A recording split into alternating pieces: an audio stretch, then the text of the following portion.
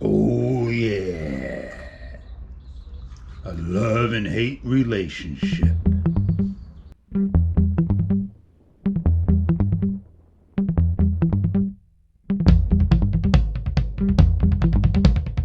It's showtime. Laid out on the table. The case, it's metal, closes up, but does not fit the bottoms that you could just basically leave it like so. It's tinny, cheap. It is what it is. At least it's a case. They don't give you anything to put your existing lens into. But if you want, you can store it into its rubber case. But when you want to take it out, you're going to have to just clean it. This is all rubber, in and out. It is what it is. It's hard to take off just on the actual lens itself. There is no protective piece for the bottom case. If you accidentally have the lens this way laying down, it's going to hit. It is not 100% flat, as you can see. It rolls.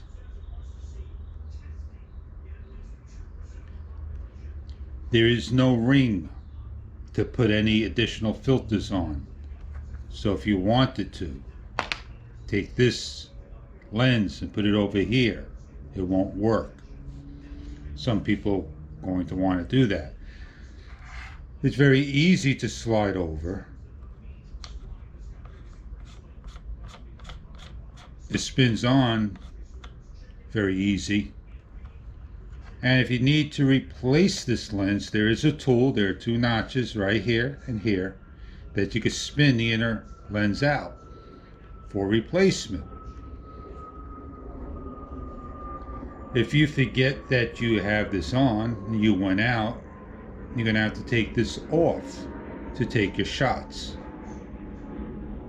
It does not get in the way of your Sonova 3.5mm adapter, but it does get in the way of your front screen. You're not going to be looking at your front screen with the lens on, because you're going to have to look at the back of the screen to adjust your shots. Is it the lens you should be purchasing for your Ulanzi? By all means, that's up to you. If you have a use for it, and I'll use this picture as an example, the only area of focus is going to be in center. Everything in this light tan area is going to be all out of focus. So it's almost like a baby fisheye, a baby depth lens. And it will be defocus and macro. That's how this lens is. It won't be fully focused throughout the whole thing. The one thing I did not show all was with the warp off. I did a lot of de-warp on. I want to make sure I'm in 4K 48 frames per second. I am going to take a video, nice and close up, and I want to see how far I can get my video. Having a background like this is not going to help me. It won't do what I want it to do. So I have to go into the grayed out area that's very hard to see, dark gray on dark gray. I take my de-warp and I turn it off. And now I'm going to go get some shots in 4K de-warp and see if that makes a difference. Just shooting this macro shot here may not help. So let me go on over, take some video for you, and you decide what you like best. De-warp off about 3 or 4 inches. I am going to go right nice up and close, just about touching it. My eye sees it out of focus, the very tip of the leaf. As I back off, that all should be focused. Now I am going to back off more. And the background you can see is really defocused, especially the toothpick, and now the actual center is going to be out of focus. With the tape measure, the plant is about 20 inches, even though I'm 16 inches. That's 14, 13, 12 inches. 11, 10, 9, 8, 7, 6, 5, 4, and I am going to try to hold it here. And what I want to do is raise my tape measure up and see the actual distance I am for you.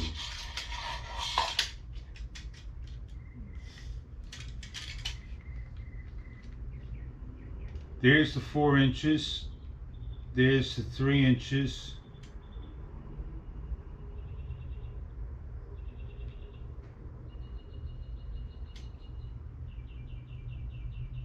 and I don't think that's going to be any more than the actual macro right there.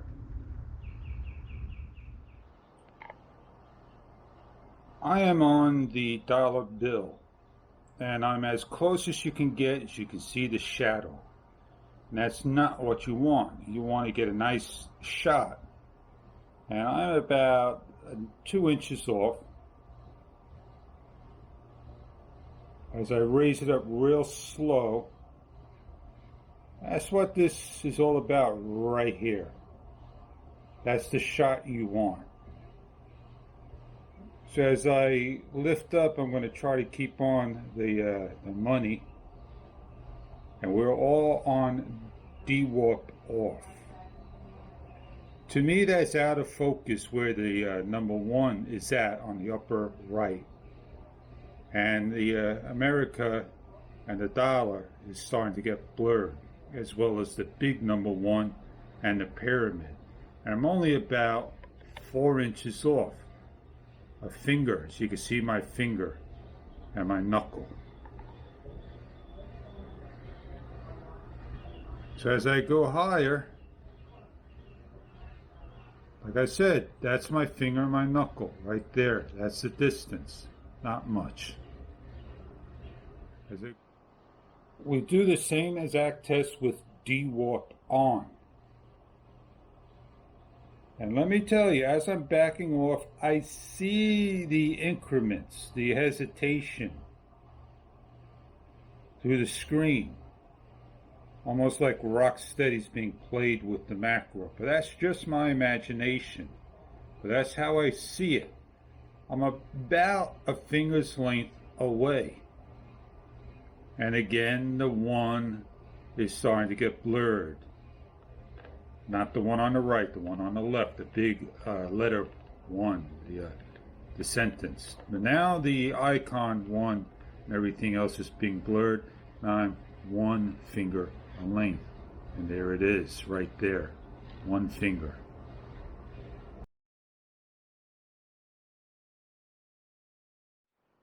I purposely left this on, D-warp on with the macro. And the macro is off. Another downside is this lens gets hot when the camera's on. This lens doesn't get hot when the camera's on because this lens is getting near the heat sink. Is that a good thing? I don't think so. So I'm not here to convince you not to get this or don't get it, whatever you want to get. Don't let me stop you.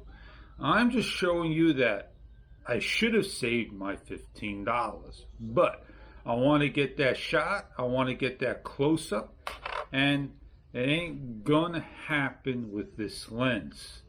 Well, there's the face right there with this. But let me tell you one thing. You want to get a macro and an action camera, you're better off with the point and shoot. So on that note, I hope this sample love and hate relationship may have helped you out. It's time for me to put on my cracked lens, which I didn't show you, and yeah, it goes on just like so. Time to set my camera back up and go have fun using it. Have a great day, and see you all on other videos to come.